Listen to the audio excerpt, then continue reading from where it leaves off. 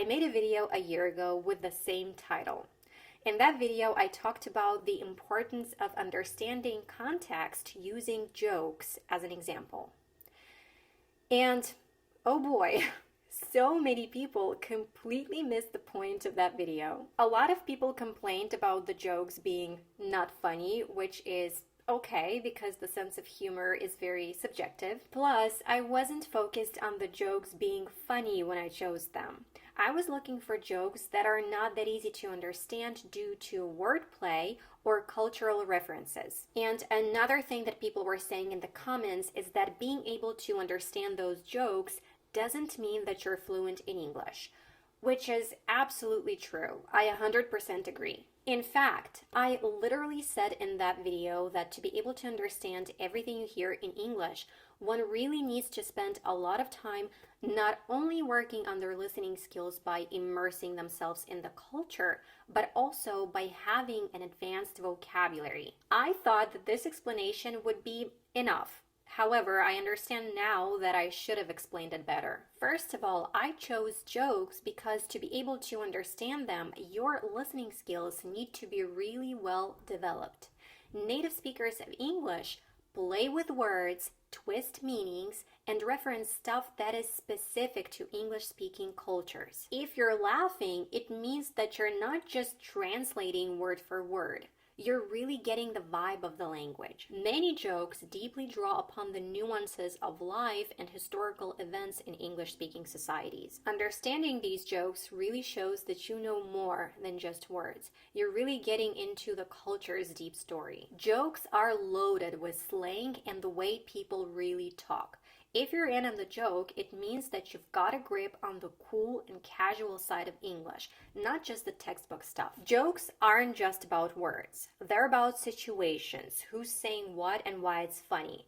Getting a joke means that you're savvy about the social game of language, not just the grammar. Listening to jokes, especially in fast speech or shows, and getting them, that's proof your ears are tuned to English at its natural speed. Humor is all about playing with the language, bending it, flipping it, making it dance. Laughing at a joke means your brain's doing some serious gymnastics in English. And I purposely didn't choose complicated jokes, which I also mentioned in the video. I acknowledge that there are, of course, many more complicated and funnier jokes. I really hope this explanation clears the air and explains my reasoning for focusing on jokes.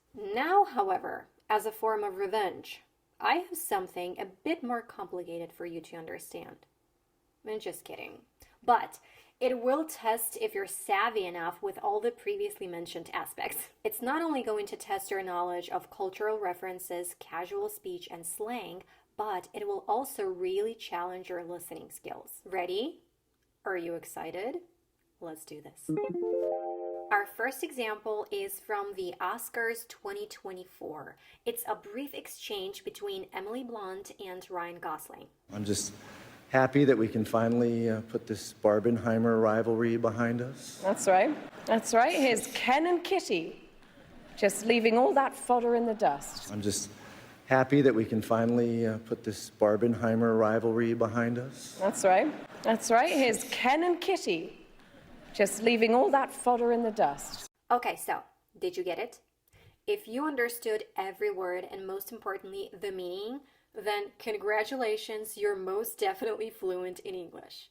If you didn't, that's totally fine. We're here to learn, aren't we? Let's watch it again with subtitles. I'm just happy that we can finally put this Barbenheimer rivalry behind us. That's right. That's right. Here's Ken and Kitty, just leaving all that fodder in the dust. Now it's a lot clearer, right? First of all, they both speak with different accents. Emily Blunt speaks with a beautiful British accent and Ryan Gosling speaks with an American accent. Ryan refers to some kind of rivalry between them over the movies they were starring in. To understand this, you need to be familiar with these movies, obviously, but if you've never heard the names of these movies in English and you turn on the Oscars in English and you stumble upon this exchange, you might not have any clue about what they're saying. Okay, now, Barbenheimer is a cultural phenomenon that preceded and surrounded the simultaneous theatrical release of two films, Warner Brothers Pictures' Barbie and Universal Pictures' Oppenheimer. It's a mix of the names of both of these movies, so there you have it. A cultural reference. Let's break down Emily's words. She mentioned Ken and Kitty, referring to the characters they played in those movies. She said all that fodder. In this context, fodder likely means trivial or unimportant information, rumors, distractions, or anything that doesn't deserve serious attention. Leave in the dust.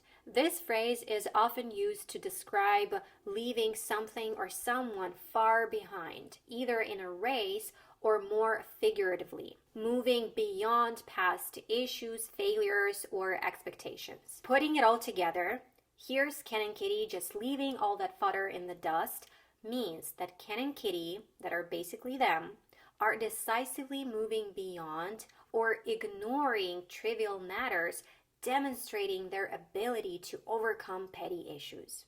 I'm just happy that we can finally put this Barbenheimer rivalry behind us. That's right. That's right. Here's Ken and Kitty, just leaving all that fodder in the dust. Okay, let's move on to our next example from the TV show Brooklyn Nine-Nine. Someone use the drop house. Drop house. Perfect name for a porta potty company. As soon as we get out of here, I am taking that straight to Shark Tank. Someone use the drop house. Drop house. Perfect name for a porta potty company. As soon as we get out of here, I am taking that straight to Shark Tank. And now let's watch it and listen to it with subtitles. Someone use the drop house. Drop house. Perfect name for a porta potty company. As soon as we get out of here, I am taking that straight to Shark Tank. All right, now let me explain this. In this context, a drop house is humorously used to refer to a porta potty, which is a portable toilet. The joke lies in the name, drop house, suggesting a place where one drops waste, aligning with the function of a porta potty. Calling it the perfect name for the porta potty company plays on the double meaning of drop, both as a physical act and as a casual way to say someone is going to the bathroom. So referring to a porta potty as a drop house is a joke about it being a place where people go to use the toilet. Someone use the drop house. Drop house. Perfect name for a porta potty company. As soon as we get out of here, I am taking that straight to Shark Tank. I am very excited to announce a brand new AI tool that Elsa Speak has just launched and which is made just for English learners. Elsa AI is a brand new feature of the Elsa Speak app, which lets you create your own roleplay and practice English conversations on any topic you like. You can practice with 4 preset scenarios, or you can create your own to mimic real-life situations that come up in your own daily life. And what's even better is that Elsa will then give you an in-depth evaluation on how you performed after the conversation. So if you don't have the Elsa app already, you can click the link in the video description or pinned comment, or you can scan this QR code you can see on the screen to download Elsa for free. And then if you want unlimited usage of Elsa AI, you can click the other link in the video description and pinned comment and get an amazing discount off of Elsa Premium that Elsa always gives to our viewers. Give it a try and let me know what you guys think. Hi, welcome to Elsa AI. Please select one of the following role plays. Okay, so we have chat with a friend, shopping at the mall, ask for directions, job interview, or my own scenario, or surprise me. Let's go with my own scenario. Great. What kind of scenario would you like to role play? Can you give me some details about it? Let's make a scenario about ordering coffee in a coffee shop. Hi there, what can I get for you today? Okay, so here you have to improvise and just speak. Good morning, can I get a latte with dairy-free milk? Of course, we have a few different dairy-free milk options available. Which one would you like in your latte? What kind of options do you have? We offer almond milk, soy milk, and oat milk as dairy-free options. A few moments later. Great job. How did you feel during the role-playing activity? Was there anything that you found challenging or anything that you particularly enjoyed? Well, I enjoyed that I didn't have to pay money for my latte.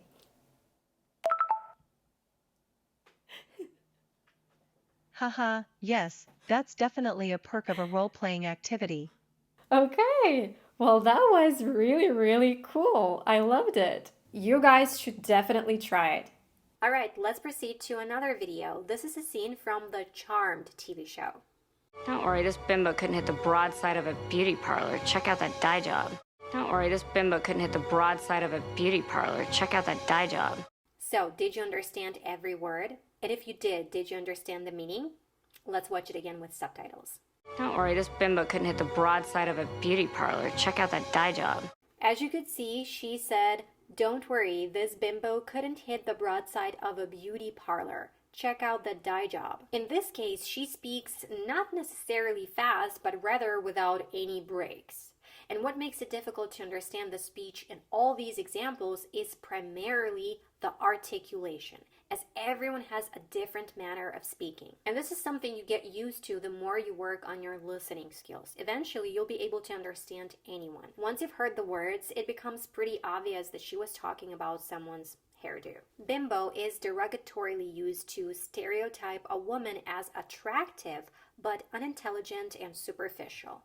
This term is considered offensive. Check out that dye job is a casual way of noting that someone's hair has been colored. It was said sarcastically to imply that the dye job was not well done based on the first part of the commentary. And couldn't hit the broadside of a beauty parlor is a humorous twist on the idiom couldn't hit the broadside of a barn, which describes someone's poor aim or a lack of skill in a certain area. It makes fun of someone's lack of skill and their appearance, essentially saying, don't worry, this person is so unskilled, they couldn't achieve something very easy, like even getting their hair colored nicely. It uses humor as an insult to criticize both the person's ability and the appearance of their hair.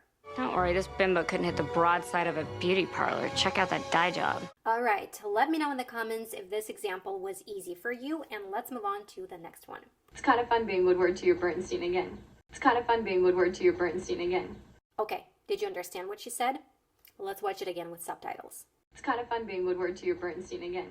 This statement references the famous journalistic duo Bob Woodward and Carl Bernstein, who reported on the Watergate scandal for the Washington Post in the early 1970s. Their investigative reporting was crucial in uncovering the scandal that eventually led to the resignation of President Richard Nixon. When someone says it's kind of fun being your Woodward to your Bernstein again, this means that they enjoy working closely with that person like a team, especially on tasks that involve finding out hidden details or facts, and the word again shows that they've teamed up like this before. This one is truly difficult to understand because you need to be familiar with what she was referring to, and honestly, I don't think that even every American knows about Woodward and Bernstein. Even the way she structured her sentence is grammatically unusual, but perfectly understandable and effective in casual communication. She uses a creative conversational style rather than a strict grammatical structure. It's kind of fun being Woodward to your Bernstein again. And of course, let me know if you understood it without subtitles and explanation. And finally, let's watch our last example for this video. What, you have a tick? What, you have a tick? So, did you get it? If you did, awesome, but we'll still watch it again with subtitles. What, you have a tick? In this case, it's just said pretty fast and you don't need any context to understand it. The only thing you need is to be able to hear all the words and know what this question means. Based on her tone and the scene, you can see that she's annoyed with this guy and just being rude to him. Asking someone, "What, do you have a tick?" is a casual way to inquire if someone has a nervous twitch. And usually, I would say, this would be considered as a rude way to ask this question. What, you have a tick? Alrighty you guys, that's it for this video. Please let me know your results in the comments or share with us if this video was too easy or too difficult for you. Also, I hope that you learned something new today or just enjoyed the video. If you did, please also let me know in the comments. Take care and I'll see you in the next one.